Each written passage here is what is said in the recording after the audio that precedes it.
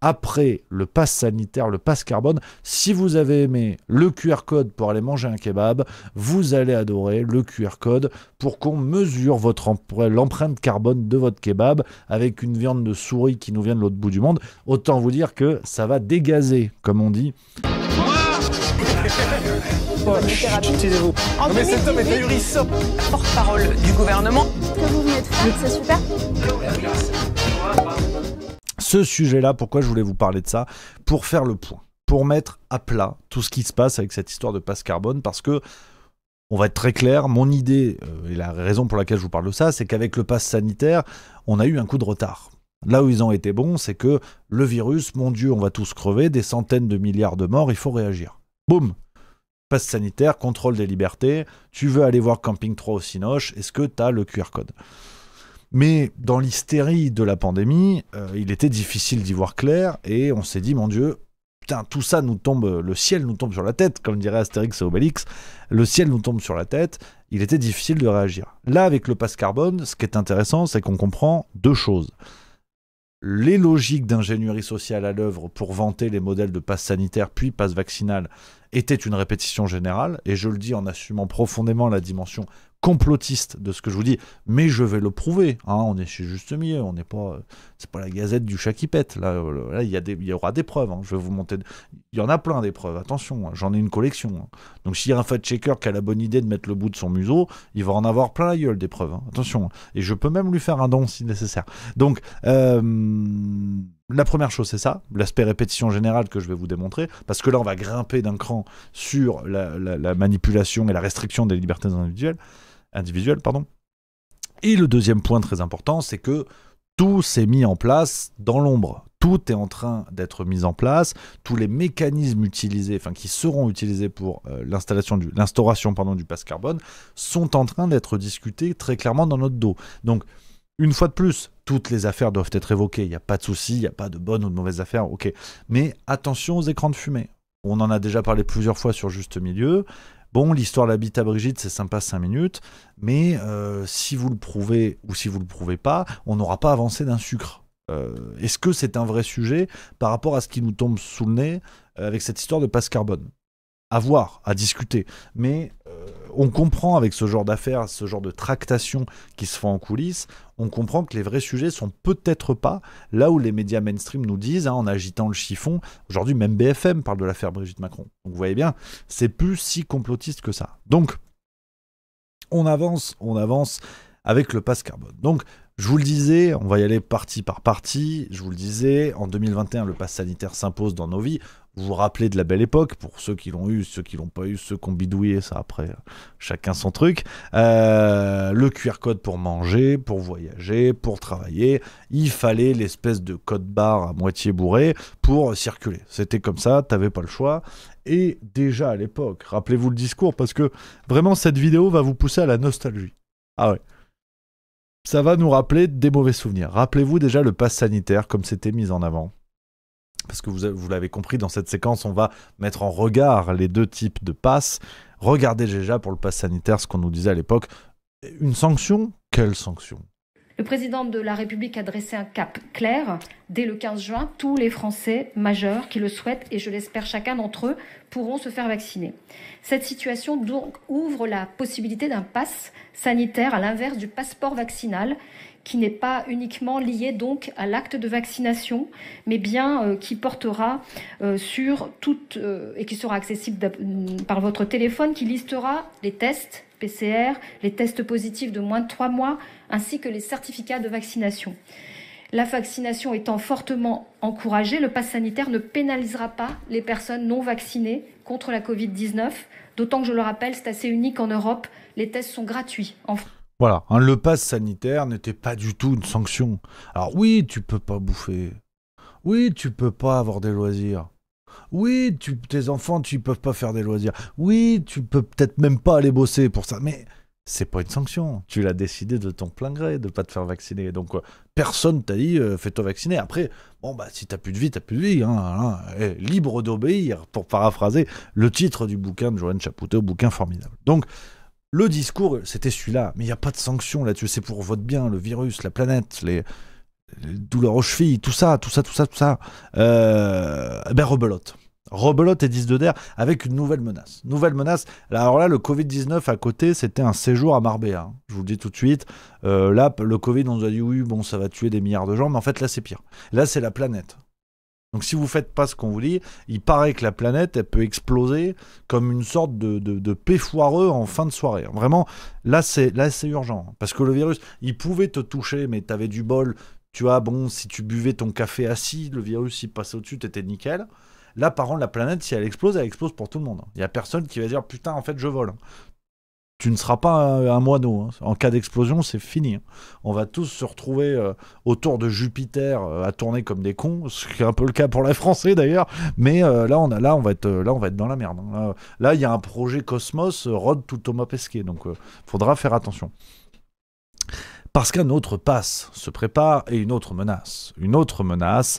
Le climat. Le climat, je vous le disais, il va falloir contrôler nos émissions de CO2 pour sauver la planète. Tout ça sur fond d'Agenda 2030. Alors Agenda 2030, c'est pas que je veux pas vous en parler, mais je peux pas.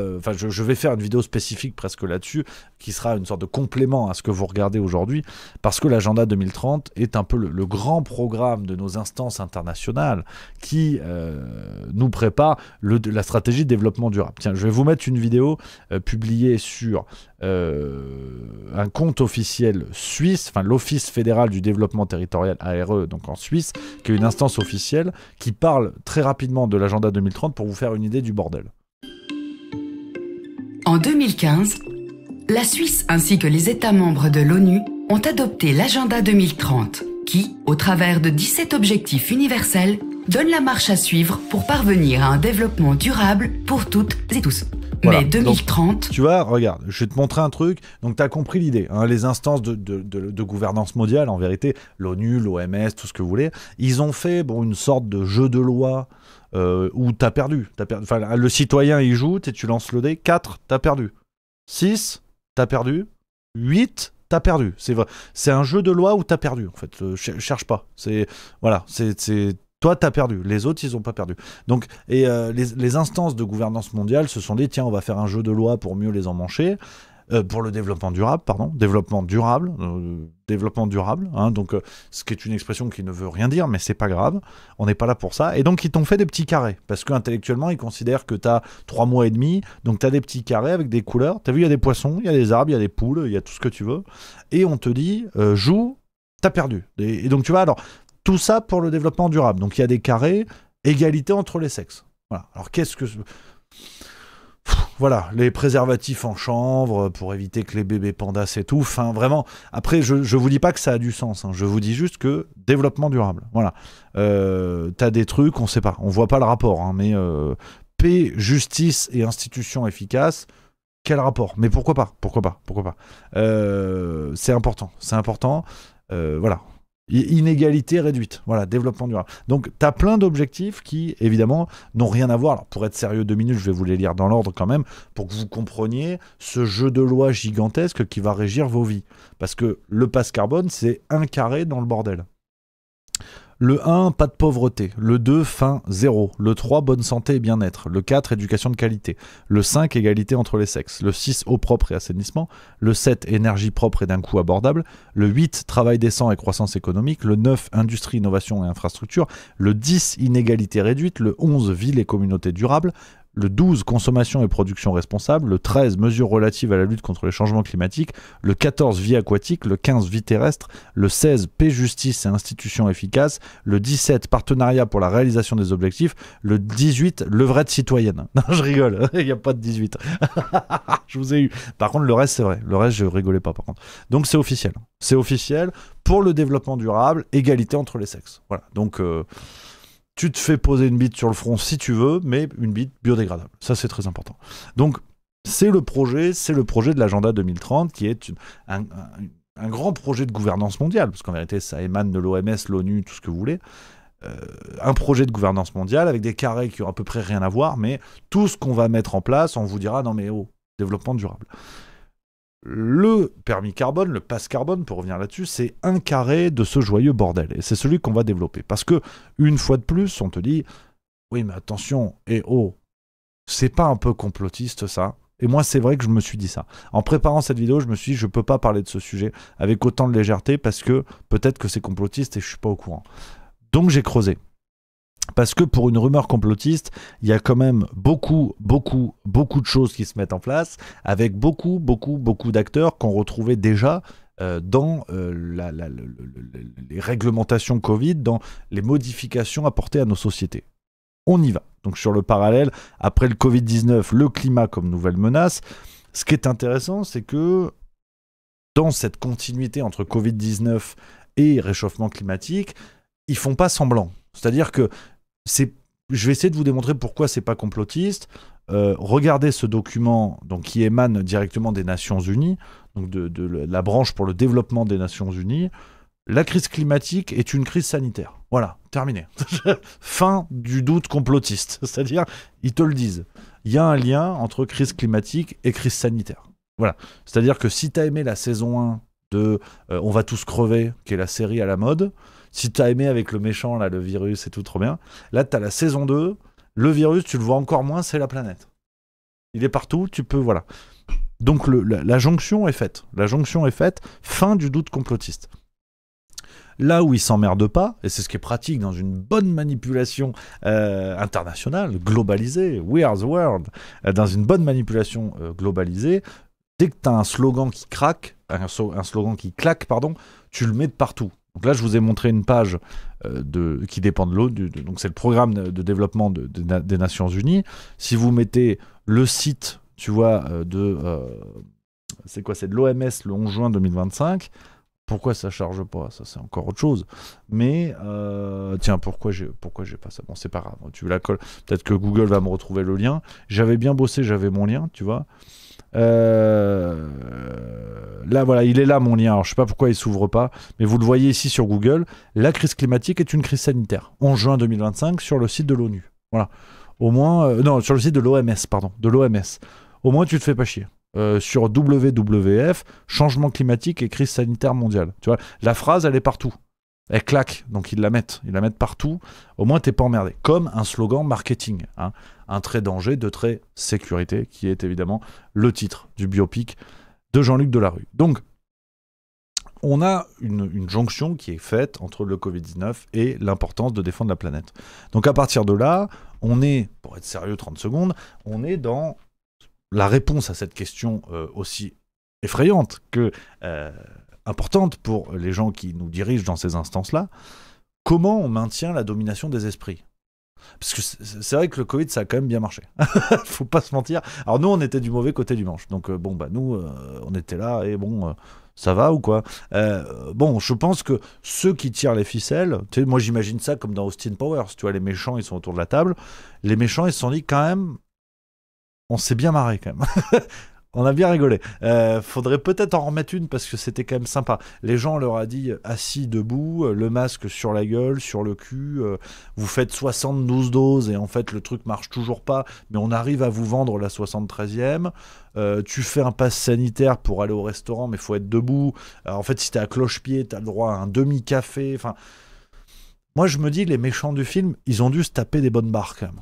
Et moi j'aime le rire, j'aime la rigolade, j'essaie d'en faire un métier. Donc du coup je me dis, tiens, si j'étais à leur place, je me dirais, putain, on s'est bien marré, est-ce que je referais pas un tour de manège? Est-ce qu'il n'y a pas moyen de s'en taper une autre? Et alors là, avec le Covid, il y a un nouveau terrain humoristique à aller saisir. Et donc, comme je vous l'ai dit, ils reprennent déjà les mêmes formulations. Et puis, au-delà de l'aspect rigolade de la chose quand tu es en haut de la pyramide, tu te dis, bon, bah, quand tu domines les esprits à ce point-là et que tu peux faire n'importe quoi à n'importe qui, ou à peu près, c'est con de t'arrêter en si bon chemin. Donc comment on continue d'utiliser ces outils d'ingénierie sociale? Comment on continue à dominer avec la peur? Parce que la peur fait faire n'importe quoi, malheureusement.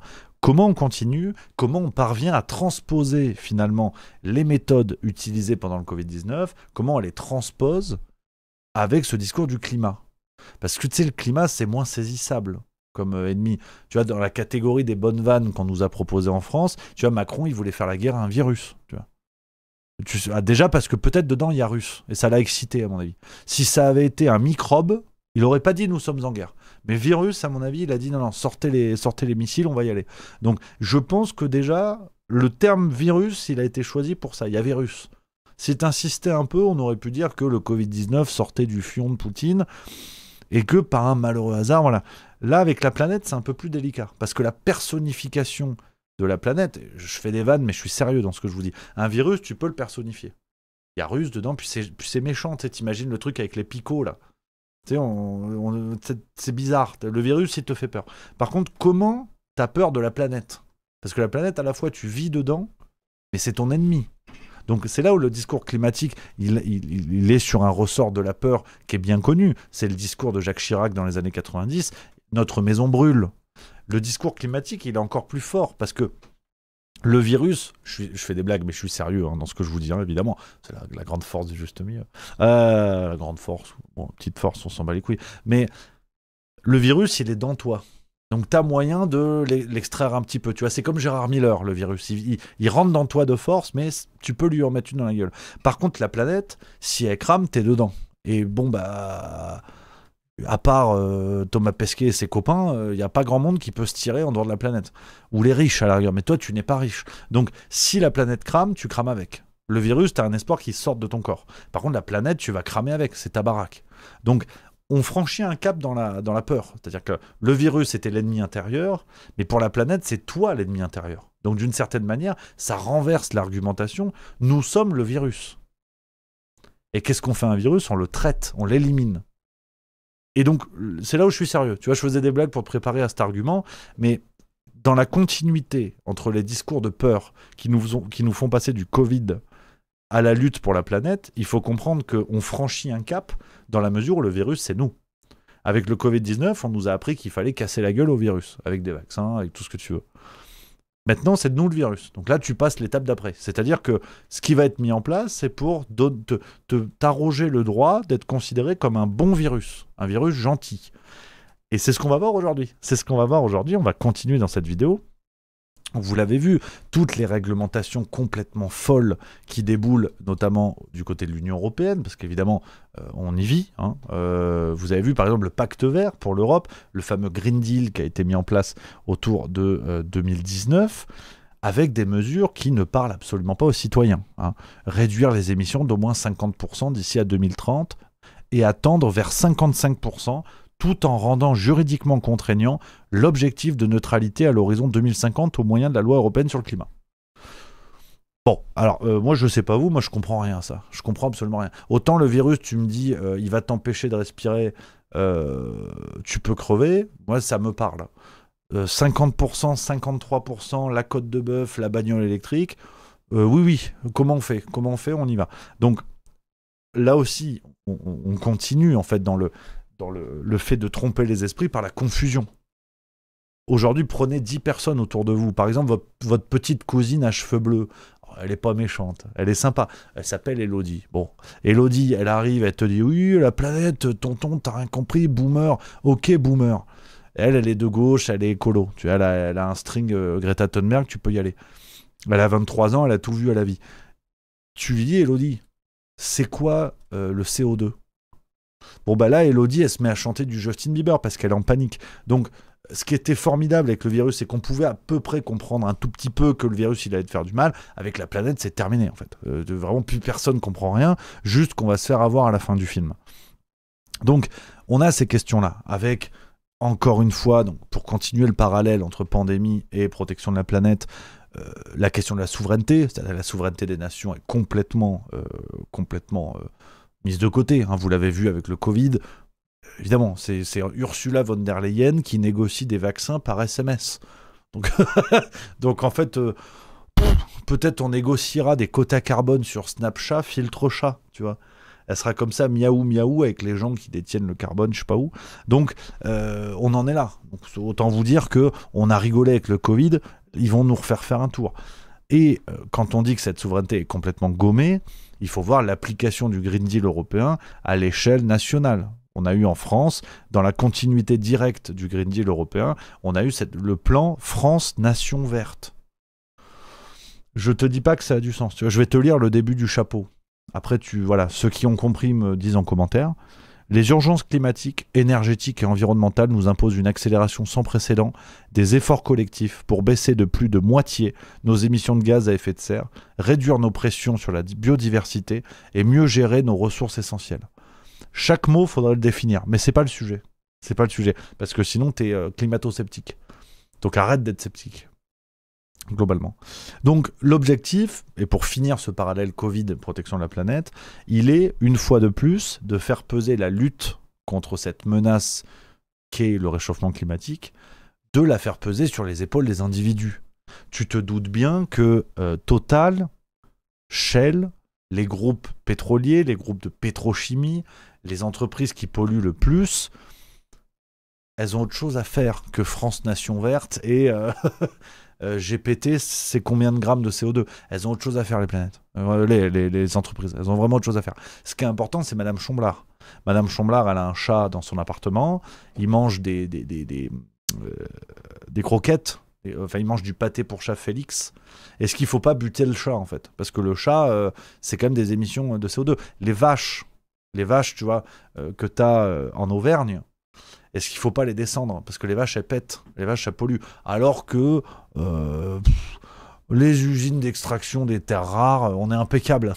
C'est pour faire des Tesla. Donc, Tesla, c'est vert. Hein. Tesla, c'est vert. Une vache, c'est pire que Tesla aujourd'hui.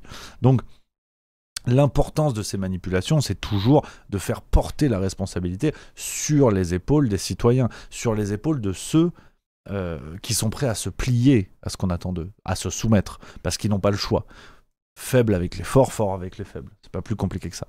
Donc, la lutte contre le réchauffement climatique, si vous voulez, là où pendant le Covid, on nous expliquait que le désengorgement des hôpitaux passait par la responsabilité individuelle, donc la vaccination, enfin, le confinement, puis le port du masque, puis la vaccination. En gros, c'est toujours ta faute. Voilà. D'ailleurs, les hôpitaux sont toujours pas désengorgés. Pourtant, il n'y a plus de Covid. C'est quand même magique. Mais à aucun moment, c'était la responsabilité de l'État ou la responsabilité d'un tiers. C'était toujours le peuple. Et bien, par le plus grand des hasards, la lutte contre le réchauffement climatique, c'est pareil. Ça va passer par des comportements individuels. Et pour avancer dans la vidéo, qu'est-ce qu'ils ont trouvé sur ce sujet-là ? Ils ont trouvé, et là, accrochez-vous à votre slip parce que c'est le moment où ça va zouker, ils ont trouvé la maîtrise individuelle du quota carbone. Qu'est-ce que c'est que cette idée de merde ? Qui est évidemment déjà en place. Ne vous inquiétez pas, on n'y échappera pas. Hein. En 2018, pour aller sur ce sujet-là, vous avez une entreprise suédoise. C'est souvent en Suède que les emmerdes commencent. Hein. Abba, Greta Thunberg et ça. Donc, tu vois, et Ikea. Donc vraiment, souvent des problèmes. Une entreprise suédoise, une start-up suédoise qui s'appelle Doconomy, inconnue au bataillon au départ, a sorti une carte bancaire. Je vais vous montrer. Alors, est-ce que je peux traduire en français ? Normalement, on fait des miracles aujourd'hui sur l'Internet. Je vais essayer de vous le traduire en français s'il y a des tubs en anglais comme moi. Je vais vous montrer ce qu'ils ont fait. Regarde, vous allez vite comprendre le concept. C'est simple comme bonjour. Card that enables users to track and measure their carbon footprint from each purchase and to compensate for its impact day by day. This spring, Doconomy took its fight against climate change one step further by adding a premium credit card to its offer.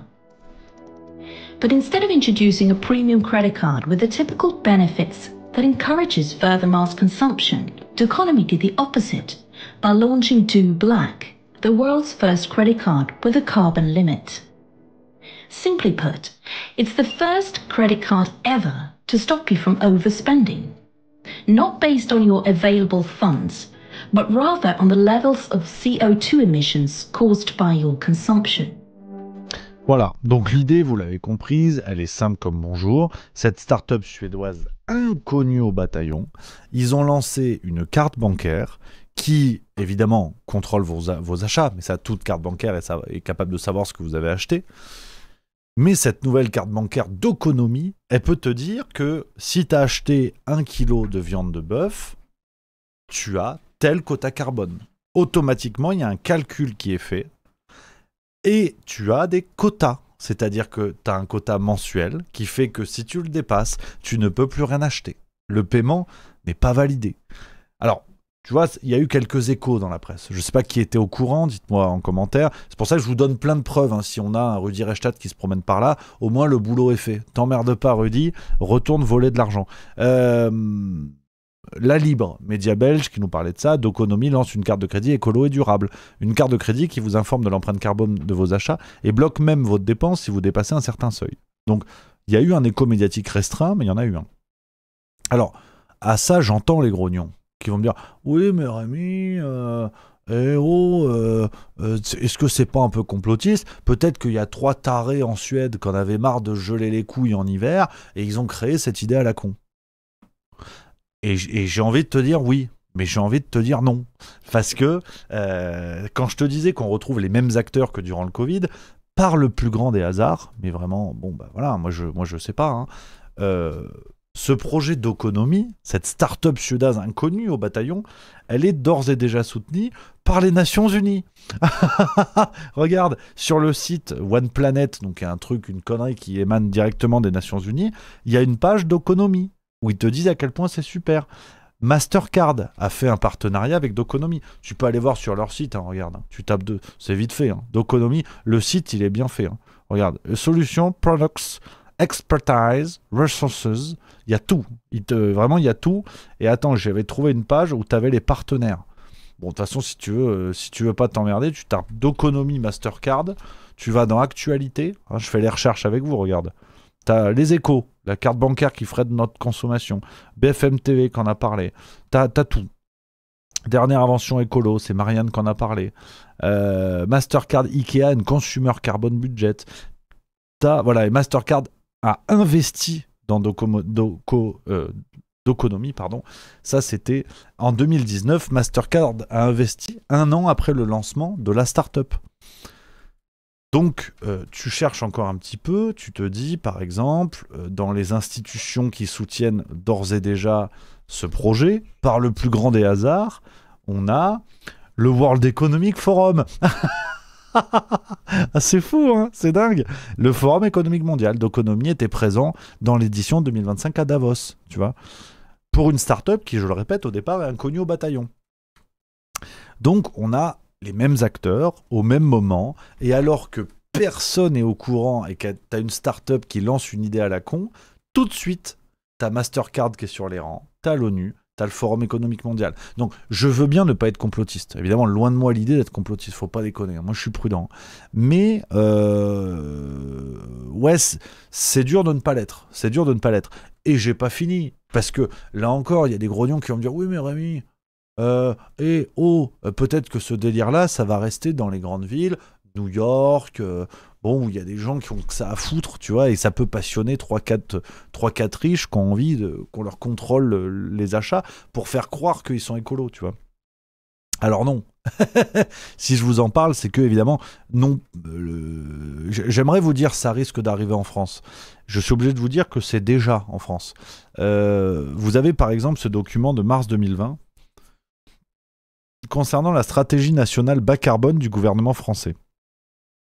Donc c'est une page officielle, vous avez vu, hein, t'as .gouv.fr. Donc regarde, .gouv.fr, là t'es pas sur le site de la boucherie chez Michel. Hein. .gouv.fr, c'est officiel. Hein. T'as la tête de Marianne. Hein. Donc là, tu peux pas plus officiel. Et il te parle alors des objectifs, tu vois, introduites par la loi de transition énergétique pour la croissance verte, la stratégie nationale bas carbone et la feuille de route de la France pour lutter contre le changement climatique. Elle donne des orientations pour mettre en œuvre dans tous les secteurs d'activité la transition vers une économie bas carbone, circulaire et durable. Et si tu filtres par mots-clés, ce que j'ai regardé tout à l'heure, t'as... Attends, pourquoi je ne l'ai pas dans ma source ? C'est dans les documents de synthèse, qui évoquent la mesure de nos émissions, notamment pour les entreprises, mais pas que. Tu vois, je crois que c'est ça. Voilà, c'est ça. C'est dans les plans d'action. C'est dans les plans d'action qu'on retrouve ça. La mesure des émissions de carbone. Vous avez, par exemple, dans ce cadre-là, une mise en place qui a été faite à Lille, à l'université de Lille. Vous avez une expérimentation qui a été mise en place pour mesurer le quota carbone des étudiants. Regardez cette vidéo sur la chaîne YouTube officielle de l'université de Lille. l'Université de Lille présente un dispositif unique en son genre qui veut approfondir l'action de l'université en matière de réduction des émissions de CO2, ainsi que participer à la création de résilience face à l'urgence climatique, le projet Carte Carbone. Juste, excusez-moi, vu que la vidéo d'aujourd'hui parle de sobriété, le projecteur c'est bien des basses consommations. C'est des LED ? Ok, merci. Voilà, bon, la vidéo est con, mais donc à Lille, à l'université de Lille, il y a déjà une expérimentation où les étudiants sont dotés d'une sorte de carte identique à celle-là et qui leur permet de connaître leur quota d'émissions carbone. Vous avez par exemple Doconomy, en janvier 2022, ils ont signé un partenariat avec Crédit Agricole. Alors là, tu fais un jeu un petit peu rigolo que je me suis amusé à faire pour préparer cette vidéo. Crédit Agricole, c'est quand même une banque connue, connue en France. Il y a des millions de Français qui sont chez le Crédit Agricole. Si tu tapes Doconomy Crédit Agricole, tu te dis, normalement, tu devrais trouver une info. On devrait te dire que c'est officiel, ce partenariat. Regardez, dans l'actualité, vous avez une seule occurrence. Le 16 juin 2019, donc qui sauf erreur, je crois, ne parle même pas du Crédit Agricole, si je dis pas de bêtises. C'est même pas évoqué, pourtant il y a la version complète de l'article. Quand vous allez dans la page tous de Google, il n'y a pas grand-chose qui sort concernant ce partenariat. J'ai tapé Doconomy Crédit Agricole, regardez ici. En revanche, j'ai trouvé une source d'un document interne, enfin en tout cas pas vraiment public du Crédit Agricole, où là, tu as une petite mention. Tu vois, c'est le rapport financier annuel document d'enregistrement universel du Crédit Agricole. Là, tu as une petite mention. Crédit Agricole Paiement de Services, c'est par ailleurs associé à la fintech suédoise Doconomy pour lancer la solution Mon Impact Carbone. Cette expérimentation permet aux porteurs de cartes du Crédit Agricole de visualiser en temps réel l'impact carbone de leurs achats sur la planète. Par le plus grand des hasards, t'as pas une grande actualité. Par contre, t'as un document interne du Crédit Agricole qui en parle. Tu vois, le truc fait 730 pages. Faut la trouver, la ref. Faut la trouver. Donc, en clair, ils sont, comme avec le Covid, en train de tester petit à petit la réaction des populations avec ce genre d'outils, ce genre d'outils de contrôle des comportements individuels. Alors, du côté des médias, c'est la même chose. On ne peut pas dire que les médias n'en parlent pas, ce serait mentir, mais on a un traitement, tu vois, qui est assez éloigné, pour ne pas dire manipulateur. Vous allez voir dans quelques minutes. Tu vois, je vous ai pris quelques articles. En 2022, BFM TV nous dit « Réchauffement climatique, le permis carbone, une solution pour limiter nos émissions de CO2 ». On a Les Échos aussi, qui en a parlé un petit peu, tu vois, en 2019. Ouais, c'est ça, 2019. Une carte de crédit pour réguler son empreinte carbone. On a alors le site geo.fr que j'aime plutôt bien, qui réussit un jackpot, qui nous dit « L'argent n'a pas d'odeur, mais il pollue, en particulier le cash. La planète souffre davantage lorsqu'on paie nos achats en espèces, révèle une étude de la Banque Centrale Européenne. » Ça, c'était en 2024. Voilà. Il n'y a pas de lien direct avec Doconomy, mais je voulais vous en parler. De dire que la préparation des esprits, c'est ça. Tu vois, même les espèces, tu te dis, mais attends, les billets, comment ça pollue ? Si, ça pollue, il n'y a pas de problème. Donc, il y a ça. Rappelez-vous, peut-être que, honnêtement, moi j'avais zappé cette affaire. BFM TV, en 2022, nous sommes en train de vivre. Ils ont fait une émission, sans mauvais jeu de mots, ils ont fait une émission où ils se projetaient en 2050. Regardez, ils avaient vieilli Bruce Toussaint. Alors déjà, bon, la nature n'a pas été super généreuse. Ils nous l'ont vieilli pour faire croire qu'on était en 2050. Et regardez ce qu'ils ont dit dans ce documentaire, c'était en 2022. Donc en gros, c'était un docu-fiction, si vous voulez. Ils imaginaient que nous étions en 2050, que la planète c'était une catastrophe. Et regardez ce qu'ils disaient dans ce reportage. On va revenir avec vous sur ce permis carbone qui a joué un rôle très important pour atteindre la neutralité carbone. Et concrètement, à chaque fois que nous faisons un achat, le montant carbone est décompté de notre carte. C'est valable dans tous les domaines. Quelques chiffres, même si ces chiffres, on les a tous en tête maintenant. Une baguette de pain, 150 grammes de CO2. C'est pas beaucoup, mais c'est quand même décompté dans le permis carbone. Pour la viande, on compte en kilos, 6 kilos de CO2 pour un steak de 250 grammes. Bruce, on va en parler dans quelques minutes, mais on en consomme plus que 2 par mois environ, des steaks de viande rouge. Ce sont les transports qui coûtent le plus cher en CO2. Un plein d'essence, 50 litres, 50 kilos de CO2, même si aujourd'hui, il n'y a quasiment plus personne qui utilise une voiture à essence. Et puis un aller-retour Paris-New York, rêvons un peu, 1 tonne de CO2. En un voyage long courrier, vous consommez la moitié de votre quota annuel. Tu vois, bizarrement, ils nous avaient parlé de ça. C'est fou, hein, c'est fou. Comme il y a une préparation des esprits qui est claire, d'où le parallèle avec le Covid. Donc, vous l'aurez vu, cette histoire de 2 tonnes de carbone, c'est pour l'instant le quota qui est évoqué de manière générale par des instances à la con qui nous disent 2 tonnes de carbone par mois, c'est bien. Alors, il y a un petit jeu que vous pouvez faire sur un simulateur qui s'appelle Nos Gestes Climat. Je vais vous montrer. C'est un site, c'est celui-là. Ce site internet, vous avez un simulateur où tu peux dire en fait ce que tu consommes par mois et ça va te dire ta consommation de carbone.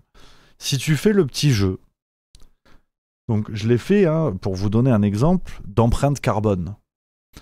Pour une personne qui ne consomme pas de viande, qui n'utilise ni électricité, ni internet, ni transport, et vit dans un studio de 25 mètres carrés, l'empreinte carbone est déjà estimée à 2,5 tonnes par an. Ah pardon, oui, c'est par an le truc. Soit au-dessus de l'objectif de 2 tonnes pour 2050. Donc en fait, le truc est flingué. C'est-à-dire que 2 tonnes pour un an, c'est intenable. À moins de vivre dans une grotte. Et encore, parce que si t'as le malheur de faire du feu pour te chauffer, t'es foutu. À mon avis, t'es foutu. Donc, il y a un objectif, en fait, de 2 tonnes par an de quota carbone qui est d'emblée intenable. D'emblée intenable. Donc là, on est véritablement dans ce que je vous dis. Pour finir sur cette séquence, on arrive doucement à la conclusion et l'analyse générale des amis. Si je vous dis tout ça aujourd'hui, et je ne vous ai pas tout dit là-dessus, vous allez comprendre pourquoi, c'est que, je reviens à l'introduction de la vidéo, je vous disais que le Covid en a été débordé. Tout nous est tombé sur la tête d'un coup. C'est-à-dire qu'en 6 mois, on a eu le virus, le confinement, les couvre-feux, le masque, le pass, puis le machin, puis le bidule. Toute la société a été bouleversée en 6 mois. Ce qui est rien à l'échelle de bouleversement civilisationnel. On a fait reculer les libertés individuelles comme jamais auparavant. Là, il va falloir qu'ils trouvent un détonateur, si j'ose dire, pour justifier tout ça. Mais en tout cas, les esprits sont préparés. Vous avez vu, avec cette émission BFM TV ridicule, ils sont d'accord là-dessus. Ils participent à ce mouvement de préparation des esprits. Mastercard qui signe un partenariat avec une start-up inconnue au bataillon. J'insiste là-dessus. Qu'on me démontre qu'il n'y a pas une préparation à quelque chose. Qu'on me démontre que cette start-up suédoise sortie de nulle part ne représente pas un intérêt à la fois commercial mais à la fois pratique pour des gens qui développent des agendas politiques qui un jour vont être mis en œuvre. Qu'on m'explique qu'il n'y a pas une forme d'anticipation. Ce qui serait d'ailleurs crétin. Je veux dire, si Mastercard investit dans une entreprise, j'espère qu'ils savent ce qu'ils font. Ils se disent, tiens, il y aura peut-être moyen d'en retirer du blé un jour, si effectivement cette solution devient dominante. Donc, il va y avoir une accélération. Je le pense très sincèrement. Je pense très sincèrement qu'il va y avoir une accélération sur ces questions-là. Et si je vous en parle, c'est pour être prêt, pour anticiper et ne pas céder à la panique le jour où il va y avoir un détonateur là-dessus. Et je sais que j'ai un discours ouvertement complotiste, mais tout ça me paraît beaucoup trop suspect pour ne pas essayer de lancer l'alerte modestement, mais d'appeler tout le monde à être prêt, ne pas se laisser surprendre le jour où ils vont trouver une raison. Tout ce que je viens de vous dire là, on a creusé davantage la question avec d'autres éléments, avec d'autres révélations sur les arguments de préparation. Avec un camarade que vous connaissez qui s'appelle Léo Dubois, qui est dans notre revue Le Banquet, je vous en ai déjà parlé, qui a dédié un article entier là-dessus, en allant davantage dans les détails que ce que je viens de vous dire là, parce que vous en doutez que sur YouTube, déjà, bon, les histoires de Shadowban, machin, je vais pas faire une vidéo tous les 4 matins là-dessus, mais l'importance, en fait, de prendre en compte, de prendre connaissance de toute l'articulation logique de système qu'il met en place pour savoir comment le contourner. C'est ce qu'a creusé Léo Dubois dans notre revue. Donc une fois de plus, vous pouvez recevoir son article et dans le numéro de novembre, donc on envoie à l'imprimeur là dans quelques jours. Donc si vous voulez le recevoir en format papier, n'hésitez pas à vous abonner. C'est le travail qu'on fait sur Juste Milieu, vous l'avez vu. Je passe pas toutes mes vidéos à vous dire prenez la cagnotte, prenez machin, donnez sous à la cagnotte. On fait des revues, chacun fait son truc, il n'y a pas de souci, chacun fait comme il peut. Nous on fait des revues parce qu'on défend l'idée d'un travail de qualité où vous recevez quelque chose derrière. C'est-à-dire, on ne fait pas une cagnotte pour financer la farce tranquille. Elle est très bien financée comme une grande. Si on vous demande un soutien financier, c'est pour nos revues et vous avez quelque chose derrière. Donc, c'est gagnant-gagnant, win-win, j'ai envie de dire. Je vous mets le lien dans le chat Twitch si vous êtes là-dessus. À la fois, si vous voulez recevoir ce dossier qui sera donc dans le numéro de novembre, en vous abonnant au banquet. Après, vous choisissez la formule, 3 mois, 6 mois, papier numérique. Vous allez voir, tout est bien fait. Et l'idée, c'est vraiment, pour nous, c'est de continuer notre travail d'enquête, d'investigation, avec des voix qui portent. Dans ce numéro de novembre, vous aurez également un article de Louis Fouché, que j'embrasse, que je salue, que j'aime beaucoup. On a la chance de l'avoir dans la revue. On a des gens comme Marion Sigaud, on a des gens même que vous ne connaissez pas, quelqu'un comme Belkacem Méziane, qui est un mec passionné de musique et qui fait des ponts entre certains courants musicaux, notamment la soul, le jazz, le funk, et des questions plus d'actualité, des questions contemporaines. Et c'est l'idée du banquet, c'est de recevoir tous les mois entre 5 et 6 personnes, avec des voix, avec des réflexions, des gens que vous ne connaissez pas forcément, mais qui ont beaucoup de choses à dire. Ça, c'est tout le principe du banquet. Donc vous pouvez, si vous voulez nous soutenir même pour 3 mois, c'est déjà formidable, mais au moins vous recevez quelque chose derrière et vous vous faites une idée du travail de Juste Milieu. Il n'y a pas que les vidéos, il n'y a pas que ça, il y a plein d'autres choses derrière. Et la revue permet aussi d'avoir un autre contact à l'actualité, c'est un contact de lecture. Vous allez voir que si vous me dites « ouais, mais moi j'aime pas lire, Rémi », alors déjà le banquet, ça tombe bien, il y a les articles en version podcast. Si vous voulez écouter dans le bus, on vous envoie avec chaque revue les articles en podcast. On bricole, on trouve des trucs, mais vous allez voir, vous allez aimer lire, parce qu'il y a des trucs sympatoches. Donc ça, c'est le banquet. Lien en description, lien dans les commentaires si vous voulez découvrir tout ça. Maintenant, donnez-moi votre avis sur ce sujet-là, sujet chaud, sans mauvais jeu de mots. Dites-moi ce que vous en pensez sur ça en commentaire et dans le chat, évidemment, les amis, je regarde tout ça.